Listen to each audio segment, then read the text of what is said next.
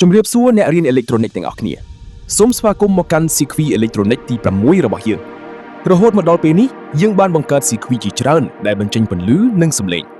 ពេលនេះដល់ពេលដែលយើងត្រូវបោះជំហានមួយទៀតដោយធ្វើឲ្យស៊ីគ្វីរបស់យើងអាចចាប់សញ្ញាពីបរិស្ថានជុំវិញខ្លួនឯងបានហើយ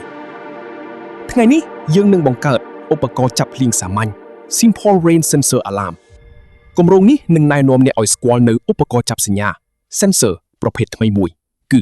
Rain Sensor ឧបករណ៍ចាប់សញ្ញាទឹកភ្លៀងហើយយើងនឹងប្រើប្រាស់វាដើម្បីធ្វើឲ្យ buzzer បញ្ចេញសំឡេងនៅពេលមានដំណក់ទឹកប៉ះវាអ្នកនឹងរៀនពីរបៀបដែលឧបករណ៍ចាប់សញ្ញាសាមញ្ញមួយអាចរកឃើញវត្តមានរបស់ទឹកហើយបញ្ជាស៊ីគ្វីឲ្យមានប្រតិកម្មដោយស្វ័យប្រវត្តិ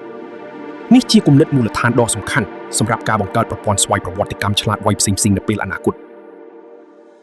ដំណើរការស៊ីគ្វី Rain Sensor Pad នៅពេលដែលបន្ទះនេះស្ងួតវាមិនអនុញ្ញាតឲ្យចរន្តហូរឆ្លងកាត់នោះទេប៉ុន្តែនៅពេលដែលដំណក់ទឹកប៉ះវាទឹកនឹងដើរតួជាស្ពានដែលនាំចរន្តអគ្គិសនីឲ្យហូរឆ្លងកាត់បាន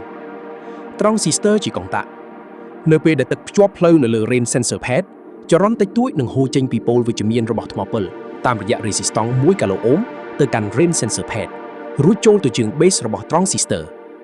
ចរន្តដែលហូរចូលទៅ base របស់ transistor នេះនឹងធ្វើឲ្យ transistor ដំណើរការ on នៅពេលដែល transistor on វាអនុញ្ញាតឲ្យចរន្តច្រើនហូរឆ្លងកាត់ buzzer ធ្វើឲ្យ buzzer បញ្ចេញសំឡេងនៅពេលដែលទឹកស្ងួតឬរលាយអស់ transistor នឹងបិទ off ហើយ buzzer ក៏ឈប់បញ្ចេញសំឡេងដែរ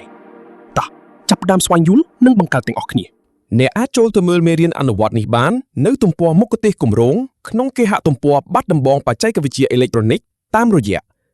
www.bedcamp.com